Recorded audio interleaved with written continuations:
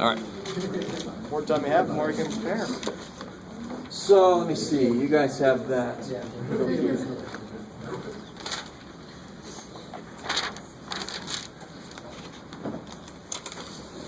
All right. So chapter 9 is about section 9.3 to be very specific. Testing hypotheses about between two populations. 9.3 specifically is about the means. 9.2 is about the percentages. So in 9.2 we're going to have p hat 1 and p hat 2, two different samples. Even though we're dealing with two populations, is it still like a sample, like what we just did? Yeah, it's going to be x bar 1, x bar 2. So let's call this one x bar 1 and s1. You guys are 1. X bar 2, s2. Not ss, Jeff. It's not history class. All right. So if I'm testing the claim that the two means are the same, which one is that going to be, HO or H1? HO. Equal. So what would that look like? HO is equals X1 equals X2. X bar. Or X. You never make a claim about a sample because you can just look at the damn sample. I don't have to make a claim. I make a claim about the population. So you never see sample symbols here. You never see sample numbers here. It's always about the population. So our HO is going to be our claim in this case Mu. about mu's. Mu's. I like it. Mm-hmm. Yep. And then H1 has got to Not be equal. The negation. mu and not equal to mu2. I like it.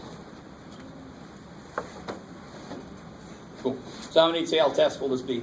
Two Two tail. tails. I like it.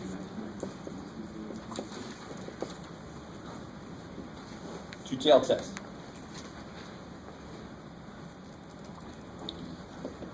What's the second step? Somebody help me out. We use z-score. Yeah, Z or T? T. T, right? It's T. stress. Because we're Yeah. using If you got to use a T for confidence interval, you got to use a T for the corresponding hypothesis test. It's the same reasoning. I only know S. I don't know sigma. Now, how do I know what's normal? Was the sample big enough? Yeah. Yes. You sure? No. No, but It was thankfully I stated told you it If was it's normal normal. enough. Cool. No, if you state If it's it's normal normal. enough. Exactly. It's normal. If I say it's normal to begin with, the population that I'm picking stuff from, I don't care how small the sample I pick is. It's still going to end up, it came from a normal distribution. But if I say my distribution looks freaky as hell, then I have to have at least 30. or more than 30, depending on the book you look at. Okay. So here, in this case, Z or T, it's definitely T for two reasons.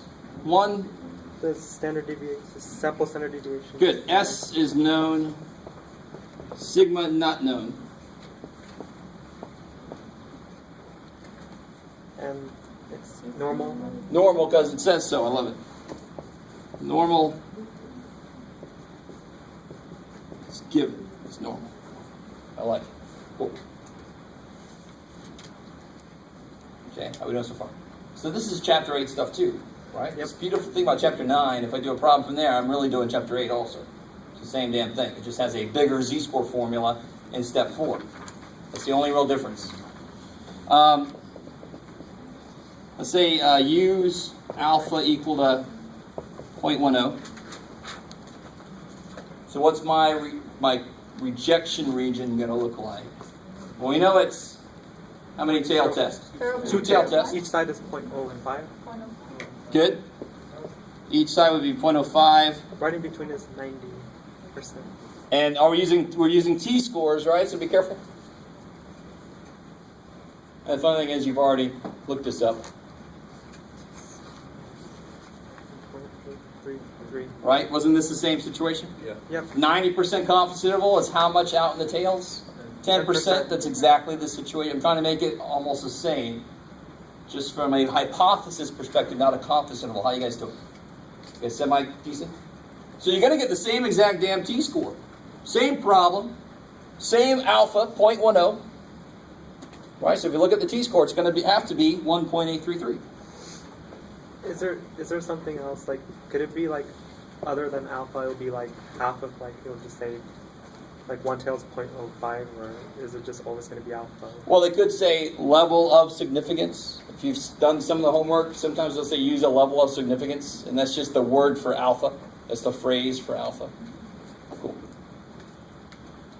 All right, how are we doing so far? Okay. So then, how do I say this in words? And if you want to, you can say T star. I know I got to use T-scores. Symbol doesn't really matter as much as the idea. It's just a measure of how far away I am from the middle. If T star is less than or greater than, less than or careful. less than, and less than. This is not a sandwich. I have to write two separate statements because I have two separate areas, right? And. So if T star is less than negative 1.833 And or greater than positive 1.833, what can I do? Rejection. Reject the null. Reject the null. No. Oh, I sound like I'm a preacher man. You must reject the null. All right. Like I think I've said, if I offend you, just wait a few more minutes. I'll offend you again. Count on it. It's the truth. I've actually offended people before, and I just kind of looked at them like, okay. Did they complain about it? I don't know. I never heard about it. So again, the steps are always, what the hell are you going to talk about? Why can you use what you're going to use?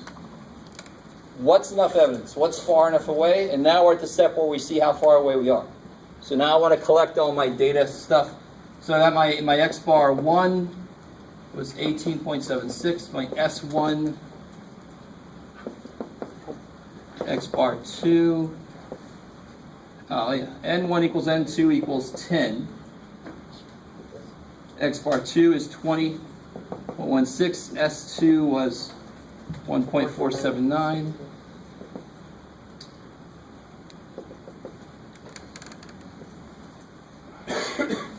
Let me take this away now.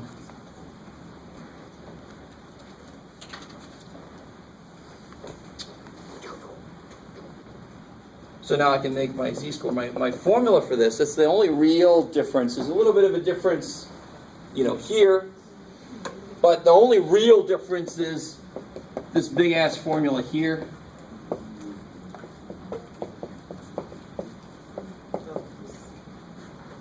Right? And you must memorize that. No, I'm joking. You can write that down on a formula sheet. Isn't it still T star though? Is it T? Yeah.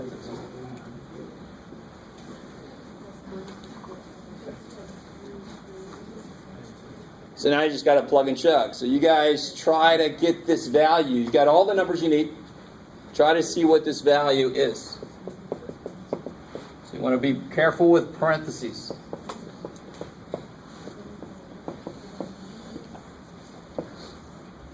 Better just do it in parts.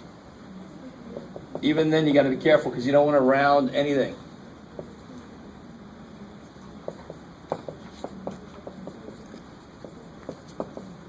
Don't forget the square on your standard deviations. You're actually looking at, what is this really then? No. What does this really represent? Variance. It's the variance. Variance. Good. Because it's squared, right? So try to see what that is. I'll try to do the same, and we'll see if our numbers are the same. All batteries are low. What will do?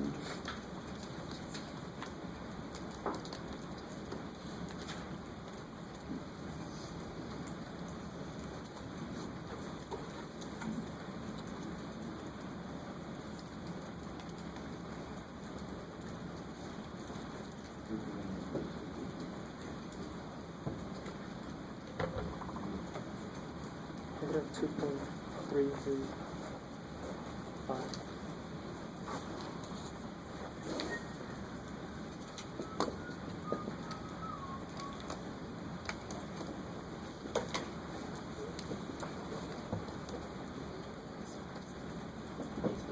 have to be the same? Does it have to be? No.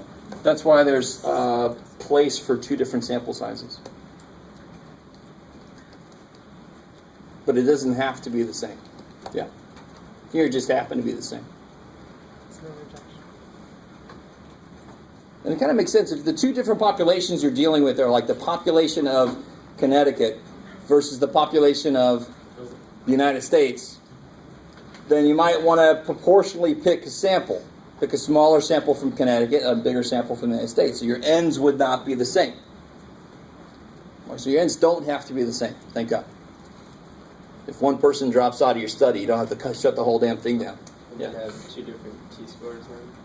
No, you just, the t-score, remember, what is it, if I do have two super different sample sizes, if this was 10, but I had 13 there, who would you build your t-score off of? Which one? 10 or 13? The 13. 10. You're always more conservative. Oh.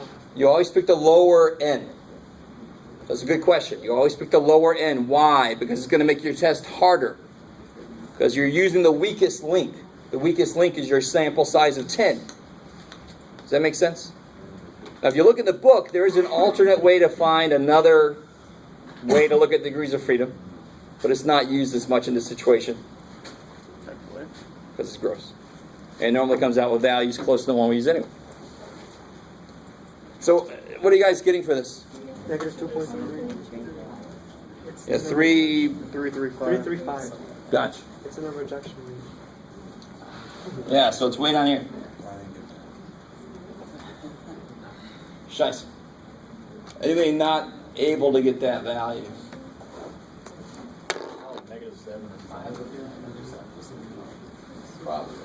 I don't get it, like, anyone that's legal, like, what does it mean, like, if it's in a rejection, it doesn't quote. If the test that we found is in the rejection region, so we reject the value. Because it's not in the interval, it's not in the 90%. Oh, here. If the value that we found here, Oh, I think it's if fine. here, which is now if here, right? So we reject Oh, you the put the 20 points. we reject the You should get Yeah, the we 1 reject it. point. For sure, we reject it. We support it. right. But is there a claim? Everybody else all right? Kind of like a -7.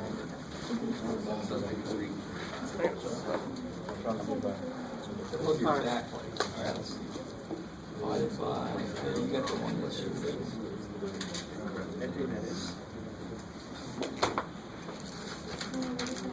Oh, 10, not 10 squared. 10 squared. Right, just divide it by 10. Yeah, it's just the standard deviation that's squared. Yeah.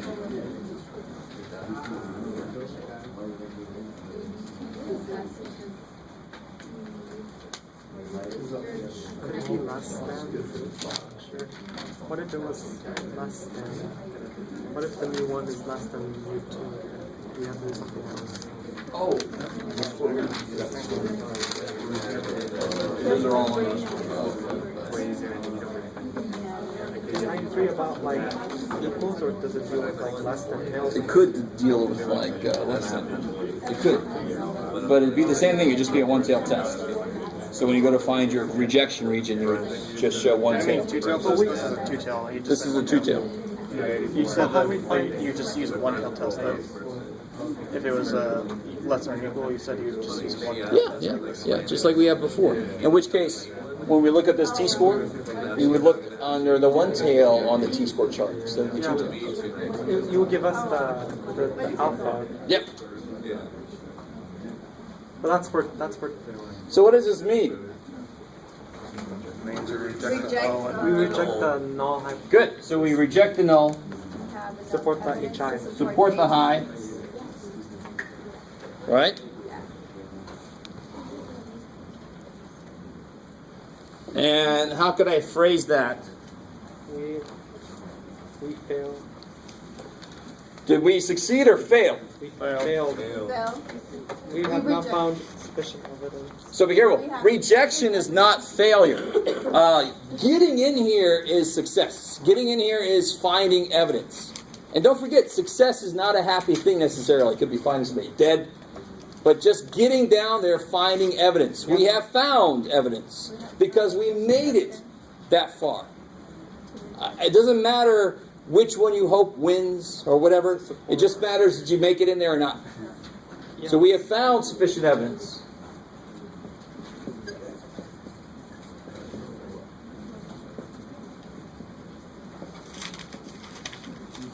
To what? Reject it. Reject the null. Reject the claim that the two population means are Equal. I love it.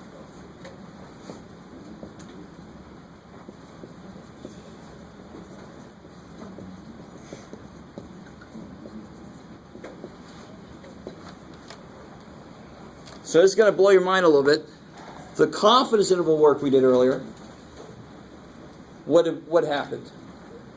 When we did the two confidence intervals, did we see that it looked like the means might be the same? They overlap. Yes, it looked like they might because it overlapped.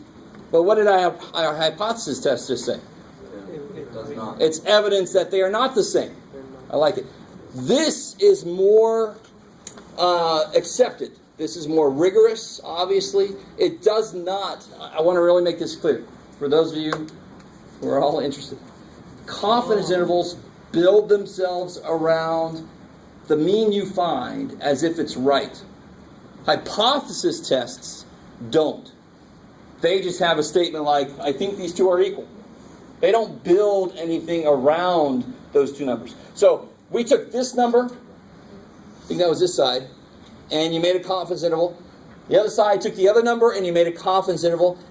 But this is not necessarily the middle. So it's kind of like a failing of confidence intervals. This is not perfect. Because these are just sample means. They're not necessarily the middles. Are you with me? Hypothesis tests are perfect for evidence if they're the same or not. Evidence of a claim. Because they don't use this data to construct something. They just see how different are they. That's all it does. Right? It's got a lot of other freaking steps to it, but this is the heart of it. How far apart are these two? Pretty damn far apart, relatively, which ended up being evidence that they were not the same. How are we doing so far? Yes? So, like, if it's just a one-tail test, like, how do we know if this is for two tails or if it's just for one? If 0.01 is for two, or if it's just for one tail. 0.10? Yeah. Yeah, so whatever the situation is, this goes into all the tails. Oh. So if it was a one tail, I'd put this whole thing in a one tail. Yeah. Yeah, that's what. In this case, why was this two tail? Because it's equal. Because the claim was they were the same. Yep. Right? So one tail is much more obvious. I'll say something like, I think these guys have a lower one than those guys. And that's obviously a one tail. I want it to be lower. I'm going to look on one side of the distribution. How are you guys doing? Okay, maybe. All right.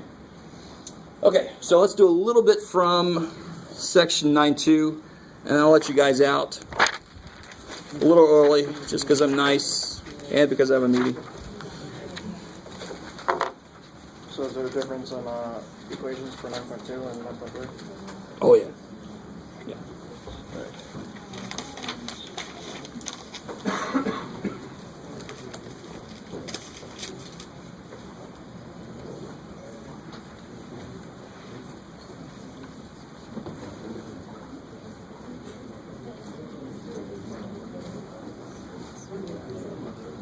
How many of you guys have a pet?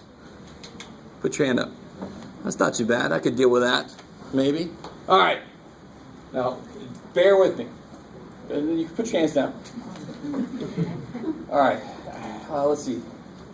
Let's do this. You ready? All right. So let me first find out how many women do I have. 1, 2, 3, 4, 5, 6, 7, 8, 9, 10, 11, 12, 13, 14, 15, 16, 17, 18, 19. 19. Okay, so there's 19 women. And then I'll count myself. 1, 2, 3, 4, 5, 6, 7, 8. This is so exciting. 9, 10, 11, 12, 13, 14, 15, 16, 17, 18, 19, 20, 21, 22, 23, 23. Women, how many of you guys have a pet? 1, 2, 3, 4, 5, 6, 7, 8, 9, 10, 11, 12.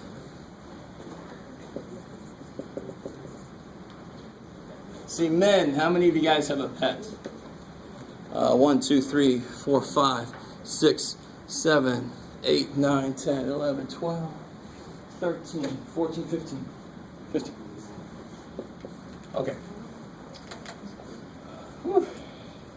That's all. No. So what's let's call women 1 and men 2. So what would p hat 1 be?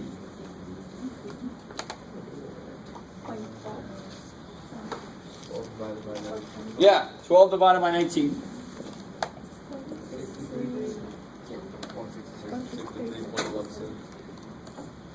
632. Is that cool? All right. Oh yeah, that's what we just said, man. So, 0.652. all right. What about p hat 2? 0.652. Yeah, so 15 out of 23. So 0.652. 652. Now that's scarily close. That's kind of neat. I like that. Now, here's the one new thing for section 9.2. This is section 9.2, by the way. 9.2 deals with hypothesis tests about percentages. So I can take let me see if this makes sense. So when I take a sample from a population, I could check men against women, when the whole population would be men and women put together, right? You kind of with me? So somehow there's a playoff between the people that I select versus the entire population, and very often it's the two just put back together as part of the entire population. So what am I trying to get at? Something called the pooled, what the hell does this book call it? Pooled percentage. Oh, this book doesn't call it pooled. Yes, it does. Good. Pooled sample proportion.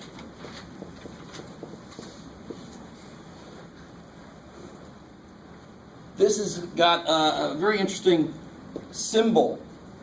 What does that symbol normally mean? The mean.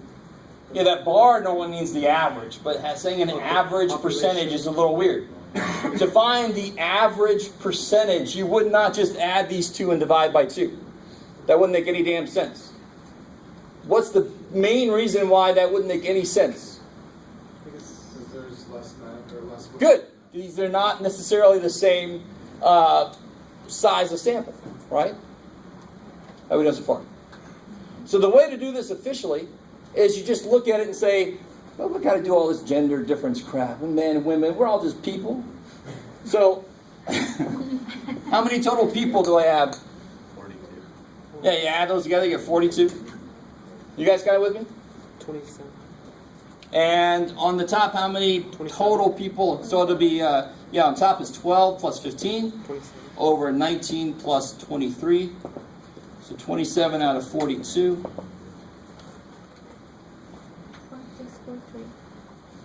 0.643. Which is almost right in the middle of these two. But it's just a little bit leaning that way because there are more men. So I could have drastically different sample sizes, in which case you want to do this pooled sample proportion. Pool just meaning throw everybody in all at once. Okay, nothing amazingly exciting there. Okay, so let's test the claim, and this is going to be, these are so free. I didn't expect that to happen, really. They're so close, it's almost not worth it. But we're going to do it anyway, just to see how it works. Test the claim that more men own pets. So what would that look like? What would that claim be in symbols? Using what we've set up here. Less than. Careful. What never shows up in our hypothesis statements and claims? is sample stuff. And what is it about this that makes it a sample? The hat. So I'm going to make a statement about a population. I'm going to say more men own pets than women. So P2 has got to be greater than greater than P1. P1.